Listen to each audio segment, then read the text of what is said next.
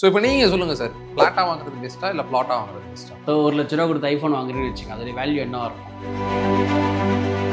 யாரெல்லாம் பிளாட் வாங்கணும், யாரெல்லாம் வீடு தான் வாங்கணும், யார் வாங்கினா இவங்களுக்கு what we need is more important than what is available. பணக்காரங்கள்ட்டேருந்து பிரித்து லேண்ட் எல்லாருக்கும் கொடுத்துட்டு எல்லாரும் பணக்காரன் ஆகிடுவாங்க. நான் 1.5 கோடிக்கு வந்து ஃப்ளாட் வாங்கியிருக்கேன் அப்படின்னு சொன்னால் அதுக்கு நீங்கள் என்ன சொல்லுவீங்க? ஸோ இது ரைட்டா அது ரைங்க, நாயகன் டைலாக் மாதிரி நல்லவரா கெட்டவரா? நீங்கள் எதை சார் சூஸ் பண்ணீங்க? வணக்கம் சார். வணக்கம் கேஷவ் சார். நம்ம முன்னாடி இருந்து நிறைய வீடியோஸில் சொல்லியிருக்கோம் சார், இந்த மாதிரி ட்ரெடிஷ்னல் இன்வெஸ்ட்மெண்ட் ரெண்டு இருக்குது, ஒன்று கோல்டு, இன்னொன்று லேண்டுன்னு. இது ரெண்டுலேயுமே எப்படியாவது ஒரு பார்ட்டிசிபேட் பண்ணிடணும்னு எல்லாருக்குமே ஒரு ஆசை இருக்குது சார். எப்படியாவது சாகிறதுக்குள்ளே நகையும் லேண்ட்லேயும் இன்வெஸ்ட் பண்ணிடணும் அப்படின்னு எல்லாரும் நினச்சிட்டே இருப்பாங்க. இப்போ லேண்ட் வாங்குறதுல இருக்க நிறைய பேருக்கு ஒரு டவுட் இருக்குது சார். என்ன விஷயம் அப்படின்னா, நான் ஃப்ளாட்டாக வாங்குறது பெஸ்ட்டா இல்லை ப்ளாட்டாக வாங்குறது பெஸ்ட்டா அப்படின்னு ஒரு டவுட் இருக்குது. ஸோ இன்றைக்கி அதை வச்சே பேசிடலாம் சார். வீடியோவோட எண்டில் எனக்கு ஒரு கன்க்ளூஷன் கிடச்சா போதும், எனக்கு இந்த மாதிரி செலக்ட் பண்ணால் ஓகே அப்படின்ற ஒரு கன்க்ளூஷன் எனக்கு ஒன்று வேணும். ஸோ இப்போ நீங்கள் சொல்லுங்கள் சார், ஒரு ரியல் எஸ்டேட்டில் நான் இன்வெஸ்ட் பண்ண நினைக்கிறேன், நான் ஃப்ளாட்டாக வாங்குறது பெஸ்ட்டா இல்லை ப்ளாட்டாக வாங்குறது பெஸ்ட்டா? நம்மக்கிட்ட ஒரு மொபைல் ஃபோன் வாங்குகிறோம், கடைக்கு போய் மொபைல் ஃபோன் வாங்குகிறோம். ஓகே, மொபைல் ஃபோன் வாங்கினோன்னா நம்ம ஒரு சிம் கார்டை போட்டு நம்ம யூஸ் பண்ணுறோம். கடையிலேருந்து வாங்கினோடனே என்ன ஆகும், அந்த மொபைல் ஃபோன் இப்போ ₹1,00,000 கொடுத்து ஒரு ஐஃபோன் வாங்குறீங்கன்னு வச்சுங்க, நான் ஐஃபோன் வச்சில்ல, நீங்கள் தான் ஐஃபோன் யூஸ் பண்ணுறீங்க. Okay sir. ஸோ ₹1,00,000 கொடுத்து ஐஃபோன் வாங்குறீங்கன்னு வச்சுங்க, அதோடைய வேல்யூ என்னவாக இருக்கும்? உடனே என்ன ஆகும், அது போய் வித்தீங்கன்னா என்ன கிடைக்கும்? டிப்ரிஷியேட் ஆகும். பட் என்ன, அதுதான் வந்து உங்களுக்கு ஃப்ளாட். ஸோ நீங்கள் ஒரு ஃபோனை நம்ம ஒரு உதாரணத்துக்கு எடுத்துக்கலாம். இந்த ஃபோனில் என்ன பண்ணுவோம், சிம் கார்டு இருக்குது, பேட்ரி இருக்குது, அக்சசரிஸ் இருக்குது, உண்டான சாஃப்ட்வேர் இருக்குது, எல்லாமே இருக்குது. ஸோ ஒவ்வொரு பீரியட் ஆஃப் டைம் என்ன ஆகும், ஒரு 5 வருஷம் கழிச்சு என்ன ஆகும், இல்லை ஒரு 3 வருஷம் கழிச்சு, நீங்கள் தான் 2 வருஷம் 3 வருஷத்துக்கு ஒருத்தர் மொபைலை மாற்றுறவர், நான் 4 வருஷமாக ஒரே மொபைலில் தான் வச்சுருக்கேன். ஸோ ஒரு 3 வருஷம் கழிச்சு என்ன ஆகும், ஒரு 4 வருஷம் கழிச்சு என்ன ஆகும், சிம் கார்டு அப்படியே தான் இருக்கும், கனெக்டிவிட்டி இருக்கும், ஆனால் அதோடைய ஃபோனுடைய யூசேஜுக்கு தகுந்த மாதிரி பேட்டரி டவுன் ஆகும், சாஃப்ட்வேர் அப்கிரேட் ஆகும். ஸோ இது அப்படியே ஃப்ளாட்டுக்கு நீங்கள் கன்சிடர் பண்ணி பாருங்கள். பில்டிங் என்ன ஆகும்னா டிப்ரிஷியேட் ஆகும், whereas the land value will appreciate. இப்படி தான் உடனே லேண்டு தான் வாங்கணுங்கிற அர்த்தம் கிடையாது. ஓகே. பட் நம்ம வந்து என்ன பண்ணலான்னா, இந்த வீடியோவில் ஒரு சொல்யூஷன் கொடுக்கலாம். யாரெல்லாம் லேண்டு வாங்கணும், யாரெல்லாம் வீடாக வாங்கணும், what we call E² formula. Okay. Or ERE formula. EREன்னா என்னென்னா இதா அதா அப்படின்னு ஒரு ஃபார்முலா ஒன்று டிரைவ் பண்ணிவிட்டு, யாரெல்லாம் பிளாட் வாங்கணும், யாரெல்லாம் வீடு தான் வாங்கணும், யார் வாங்கினா இவங்களுக்கு லாபம்ங்கிறத இந்த வீடியோவில் நம்ம மக்களுக்கு எளிமையாக சொல்லலாம். சார், இப்போது நீங்கள் சொல்லியிருந்தீங்க ஃப்ளாட்டுக்கும் ப்ளாட்டுக்கும் உள்ள டிஃப்ரென்ஸ் சொன்னீங்க. இப்போது நிறைய பேர் சார், இப்போது சில பேர் நீங்கள் சொல்லி பார்த்துருப்பீங்க சார், நான் இந்த இடத்துல நான் வீடு ஒரு ஃப்ளாட் வாங்கிட்டேன், 1.5 கோடிக்கு ஒரு ஃப்ளாட் வாங்கியிருக்கேன் அப்படின்னு ரொம்ப சந்தோஷமாக சொல்லுவாங்க. அது ஒரு கரெக்டான விஷயமா சார்? அவங்க வந்து இப்போது என்ன சார் பண்ணியிருக்காங்க, அப்ரிசியேஷன் சைட் போயிருக்காங்களா இல்லை டிப்ரிசியேஷன் சைடு வந்திருக்காங்களா? ஸோ ஒன்று சரி தவறுன்னு சொல்கிறதுக்கு முன்னாடி, what we need is more important than what is available. நமக்கு என்ன தேவைங்கிறது தான் முக்கியம். இப்போது உங்களை மாதிரி ஒரு யங்ஸ்டர் இருக்கார், அவர் வந்து ஒரு 20 வருஷம் வெயிட் பண்ண முடியும், 15 வருஷம் வெயிட் பண்ண முடியும், எனக்கு இப்பயே வீடு வாங்கணுங்கிற அவசியம் கிடையாது. ஸோ நான் ஒரு 10-15 வருஷம் வெயிட் பண்ணிவிட்டு அப்புறமா நான் வந்து வீடு கட்டிக்கிறேன், இல்லை அதை விற்றுக்கிறேன் அப்படின்னு சொல்கிறவங்களுக்கு இந்த பிளாட்டு வாங்கிறது ஓகே. ஓகே. ஆல்ரெடி எனக்கு கல்யாணம் ஆகிடுச்சு, 2 குழந்தைங்க இருக்குது, அப்பா அம்மா இருக்காங்க அப்படிங்கிறவங்களுக்கு லேண்டை வாங்கி வச்சுட்டு என்ன பண்ணுறது, போய் நம்ம குடியேறணும் இல்லையா? ஸோ அவங்களுக்கு getting in to the flat is the right approach. இன்னும் உங்களுக்கு சிம்பிளாக சொல்லணுன்னா, ஃபிக்ஸட் டெபாசிட் போடுறோம், நம்மளுக்கு நாள்லேருந்து இன்ட்ரெஸ்ட் வருது. ஃப்ளாட்டில் வாங்கும்போது ஃபிக்ஸட் டெபாசிட் மாதிரி உடனே உங்களுக்கு எல்லாமே கிடைக்கும். இதுங்கும் போது பிளாட்டுங்கிறது வந்து நீங்கள் எஸ்ஐபி போடுற மாதிரி ஒன்றும் ஒரு 3 வருஷம் 5 வருஷம் 7 வருஷத்துக்கு ஒன்றும் பெருசாக இருக்காது, ஓவர் நைட்டில் ஒன்றும் ஆகிடாது. ஒரு ஒரு ஒரு 10 வருஷம் கழித்து பார்த்தீங்கன்னா திடீர்னு அங்கே ரயில்வே ஸ்டேஷன் வருது, ஏர்போர்ட் வருது, இல்லை இந்த டெவலப்மெண்ட் வருது, அந்த டெவலப்மெண்ட் வருதுன்னு திடீர்னு ஒரு 3 times 4 times மேலே போகும். ஸோ பிளாட்டுங்கிறது அதுவும் ஒரு லாங் டைம் தான், but it will not give you the yield from the day one. What we call yield. இந்த இடத்துல நம்ம ரிட்டர்ன்ஸை பற்றியே பேசக்கூடாது. ரெண்டல்ங்கிறது ஈல்டு, ஃபிக்ஸட் டெபாசிட்ங்கிறது ஈல்டு, கவர்மெண்ட் செக்யூரிட்டிஸுங்கிறது ஈல்டு. ஈல்டுன்னா என்ன, நம்மளுக்கு என்ன வருங்கிறது தெரியும். அதெல்லாம் ஈல்டு. ரிட்டர்ன்ஸுங்கிறது என்ன, மியூச்சுவல் ஃபண்ட்ஸில் வர்றது ரிட்டர்ன்ஸ், என்ன வருதுன்னு தெரியாது, அதனால mutual funds is called returns. So இந்த இடத்துல ஒரு பிளாட்டா ஃப்ளாட்டாங்கும்போது வருமானம் உடனே கொடுத்ததுன்னா வேணும் அப்படின்னா ஃப்ளாட்டு, இல்லை ஃபேமிலி மெம்பர்ஸ் இருக்காங்க, ஏற்கனவே இருக்காங்க, 4-5 பேர் இருக்காங்க, தங்கணும்னா ஃப்ளாட்டை வாங்கிக்கணும். ஒருத்தருக்கு 10, 15, 20 வருஷம் டைம் ஃப்ரேம் இருக்கு, என்னால் வெயிட் பண்ண முடியுங்கிறவங்க அந்த லேண்டை வாங்கிக்கிறது பெட்டர். 1.5 கோடிக்கு வந்து ஃப்ளாட் வாங்கிருக்கேன் அப்படின்னு சொன்னா அதுக்கு நீங்க என்ன சொல்லுவீங்க? அதுக்கு தான் ஸ்ட்ரைட் ஆன்சர் கிடையாது, நான் சொல்கிறேன். okay. ஸோ ஒருத்தர் 1.5 கோடி ஃப்ளாட் வாங்கியிருக்காரு அப்படின்னு சொன்னால் இட் இஸ் ஆக்சுவலி அவருடைய நீடு வந்து ஃபேமிலிக்கு தேவை, அவருடைய தேவை வந்து பக்கத்துலேயே ஆஃபீஸுக்கு போகணும், ஸ்கூல்ஸ் பக்கத்துலேயே இருக்குது, நான் அங்கே போய் 20 வருஷம் இருக்க போகிறேன், 25 வருஷம் இருக்க போகிறேன், நான் இந்த இடத்துல தான் சாக போகிறேன், எனக்கு இந்த இடம் தான் எனக்கு மெயின் அப்படின்னா அவர் வாங்கின decision is the best decision. Because எல்லாருக்குமே ஃபுட்டு, க்ளோத்திங், ஷெல்டர், நமக்கு மேலே ஒரு கூரை வேணும். ஸோ அது it is a right decision. அந்த இடத்துல நான் தங்க போகிறது இல்லை, நான் சும்மா ஒரு வாடகைக்காக வாங்கினேன், நான் தங்க வைக்கிறது வந்து அங்கேருந்து ஒரு 20 கிலோமீட்டர் தள்ளி, அதை நான் சும்மா ஒரு ரெண்டல் பர்பஸ்க்காக வாங்கினேன், நான் எப்பயாவது போவேன் அப்படின்னா that decision is not a good decision in my view. Okay sir. Sir இப்போது அவங்க அது ஒரு இன்வெஸ்ட்மெண்ட்டாக பார்க்குறாங்க அப்படின்றப்போ ஃப்ளாட்டாக வாங்குறது பெஸ்ட்டாக பிளாட்டாக வாங்குறது பெஸ்ட்டாக சார்? ஏன்னா இப்போது எங்கள் வீட்டில் சொன்னது வந்துட்டு லேண்டாக வாங்கி வச்சுருக்கேன், எங்கள் அப்பா சொல்லுவார் லேண்டாக, அவங்க அப்பா அவர்கிட்ட சொல்லியிருக்காரு நான் லேண்டு வச்சுருக்கேன், அவங்க அப்பாட்டையும் சொல்லியிருப்பாரு இந்த மாதிரி லேண்ட் வச்சு, அது வந்துகிட்டே தான் சார் இருக்குது, யாரும் விற்க போகிறது கிடையாது. ஸோ நாங்கள் என்ன பண்ணிட்டு இருக்கோம்னு எங்களுக்கே தெரியல. அதுக்கு ஒரு வீடாக வாங்கி வச்சிட்டோம் அப்படின்னா எனக்கு என்னோட அடுத்த ஜென்ரேஷனுக்கு நான் சொந்த வீடு வாங்கணும்னு ப்ரெஷர் போடவும் தேவையில்லை, ஏன்னா ஒரு வீடு ஆல்ரெடி வாங்கி வச்சிட்டேன். ஸோ இந்த மாதிரி விஷயங்களும் அதுக்குள்ளே சேர்ந்து ஈக்குவல் ஆயிடுது சார். இதுக்கு வந்து ஒரு ஹிஸ்ட்ரி இருக்குது. ஓகே. ஒரு 200 வருஷம் முன்னாடி ஒரு ஹிஸ்ட்ரி இருக்குது. Is called a Karl Marx theory.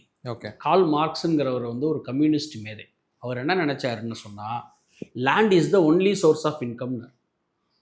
நிலம் இருந்ததுன்னா விவசாயம் பண்ணலாம், நிலம் இருந்ததுன்னா வீடு கட்டிக்கலாம். யார்கிட்டலாம் லேண்ட் இருக்கோ, லேண்டுங்கிறது வந்து நீங்கள் ஃப்ரெஷ்ஷாக க்ரியேட் பண்ண முடியாது. ஸோ அதனால பணக்காரங்க லேண்டு வச்சுருந்தாங்க, இந்த பணக்காரங்கள்ட்டேருந்து பிரித்து லேண்ட் எல்லாருக்கும் கொடுத்துட்டு எல்லாரும் பணக்காரன் ஆகிடுவான்ங்கிறது தான் கால் மார்க்ஸோடைய தியரி 200 வருஷம் முன்னாடி. கால் மார்க்ஸ் இறந்து போகும்போது 10 பேர் கூட இல்லை, அதுதான் அவருடைய இது. அந்த தியரியை புரிஞ்சிக்கிறதுக்கே பல பேருக்கு பல வருஷங்கள் ஆச்சு. கம்மிங் டு த ஸ்டோரி, இன்றைக்கி கால் மார்க்ஸ் மாதிரி எதுவும் கிடையாது. Land is not the only source of income. நிறைய இன்கம் இருக்குது, சாஃப்ட்வேர் இன்கம் இருக்குது, பிஸ்னஸ் இன்கம் இருக்குது, so various source of income. அப்போல்லாம் ஃப்ளாட் எல்லாம் கிடையாது, ஒரு வீடு தான். இப்போ மல்டிபிள் வீடு கட்டிக்கலாம். ஸோ இந்த மாதிரி இன்றைக்கி நிறைய டெக்னாலஜிக்கல் அட்வான்ஸ்மெண்ட் நிறைய இருக்குது. ஸோ அதனால் land is not the only source of income கிடையாது. ஸோ இந்த காலகட்டத்தில் அவருடைய தியரியே டிஃபீட் ஆகிடுச்சு. ஸோ உங்களுக்கு ஒரு 15-20 வருஷம் வெயிட் பண்ண முடியும், நான் அந்த இடத்துல போய் தங்க மாட்டேன், எனக்கு ஒரு 15-20 வருஷம் கழிச்சு நான் அதை கட்டிக்குவேன் அப்படின்னு சொன்னால் லேண்டை வாங்கிக்கலாம். எனக்கு உடனடியாக நான் தங்க போகிறேன், எனக்கு ஒரு வருமானம் வரணும் அப்படின்னா நீங்கள் ஃப்ளாட்டு வாங்கி வச்சுக்கிறது தான் புத்திசாலி. ஸோ இது ரைட்டாக அது ரைங்க நாயகன் டைலாக் மாதிரி நல்லவரா கெட்டவரா இதெல்லாம் நம்ம கேட்க முடியாது. எல்லாமே சிச்சுவேஷ்னல், எல்லாமே சர்க்கம்ஸ்டான்சஸுக்கு தகுந்த மாதிரி தான். ஒரே சைஸ் சட்டை எல்லாருக்கும் ஃபிட் ஆகாது. நிறைய லேண்டு விற்க முடியாமல் நான் பாதி பேர் கஷ்டப்படுற ஃபேமிலியும் எனக்கு தெரியும், நிறைய லேண்டு கோடிக்கணக்கில் போன ஃபேமிலிஸும் எனக்கு தெரியும், நிறைய ஃப்ளாட்டு நல்ல அப்ரிஷியேட் ஆனதும் எனக்கு தெரியும், நிறைய ஃப்ளாட்டு விற்க முடியாமல் ரெண்ட்டுக்கு கூடி விட முடியாத ஃபேமிலிஸும் எனக்கு தெரியும். ஏன்னா இந்த ஃபீல்டில் இருக்கிறதுனால we are seeing multiple families. So point என்னென்னா இது ரைட்டு இது ராங்குன்னு நம்ம சொல்ல முடியாது. Situation, circumstances. ஃபஸ்ட்டு நமக்கு என்ன தேவை, என்ன இருக்குங்கிறது முக்கியம். என்ன தேவை, அந்த தேவைக்கு தகுந்த மாதிரி நம்மள கரெக்டாக நம்ம பண்ணிட்டோம்னு சொன்னால் Plato Plato both are equally good. Sir இப்போது இன்னொரு விஷயம் என்னன்னா, இது ஒரு கொஸ்டினாக நானே கிரியேட் பண்ணி கேட்குறேன் சார். என்னென்னா இப்போ ஒரு 3 பேரும் ஆஃபீஸ்க்குள்ளே வராங்க, ஒருத்தர் வந்து ஐடி எம்ப்ளாயாக இருக்கார், இன்னொருத்தர் வந்து ஒரு பிஸ்னஸ் மேனாக இருக்கலாம், மூணாவது ஒரு மிடில் கிளாஸ் ஃபேமிலியிலேருந்து 3 பேர் வராங்க. 3 பேரும் ஒரே டைமில் தான் சார் வராங்க.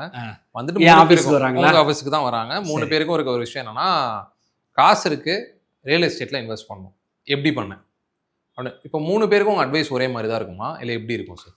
எதை பார்த்து சொல்லுவீங்க? 3 பேருக்கும் ஒரே மாதிரி நம்ம 3 பேருக்கும் சொல்ல முடியாது. அனில் அம்பானி, முகேஷ் அம்பானியாக இருந்தாலும் 2 பேருடைய பாதை வேறு வேறு தான். ஸோ 3 பேராக இருந்தாலும் 3 பேருடைய தேவைகள் என்னங்கிறத முதல்ல பார்க்கணும். Income, what we call DBR, debt burden ratio. அவருக்கு என்ன கடன் இருக்குது, அது இருக்குது, இதெல்லாம் பார்த்துட்டு ஒருத்தர் போய் தங்க போகிறாரு அந்த இடத்துல இருக்க போகிறாரு, குடியிருக்க போகிறாருன்னா ஃப்ளாட். தங்க போகிறதில்ல, ஒரு 10 வருஷம் வெயிட் பண்ணுவேன்னா பிளாட், லேண்ட். ம். ஸோ இல்லை நான் தங்குவேன் ஆனால் தெரியல, இந்த மாதிரி சமயத்தில் just buy mutual funds fill பண்ணிகிட்டே வாங்க. தேவை வரும்போது எடுத்துக்கிட்டு நீங்கள் என்ன பண்ணுங்கன்னா லேண்டோ ஃப்ளாட்டோ வாங்கிக்கோங்க அப்படிங்கிறது தான் ஒரு இது. There is no straight answer to one problem.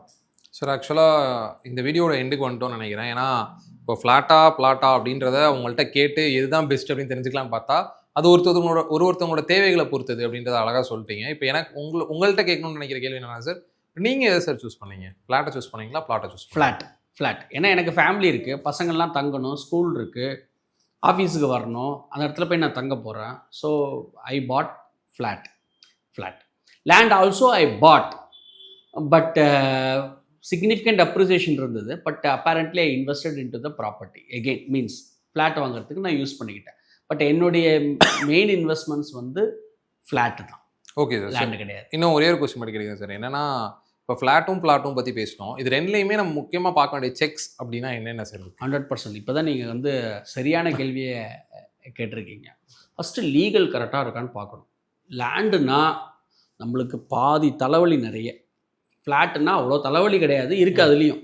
But லேண்டுங்கும்போது legal கரெக்டாக இருக்கான்னு பார்க்கணும். ஃபென்சிங் கரெக்டாக போட்டுக்கணும். ஸோ பட்டா சிட்டா இதெல்லாம் ப்ராப்பராக பண்ணிக்கணும். ப்ராப்பராக அது வந்து வெரிஃபிகேஷன் பண்ணிக்கணும். சார் பட்டா கேள்விப்பட்டிருக்கேன், சிட்டானா சார்?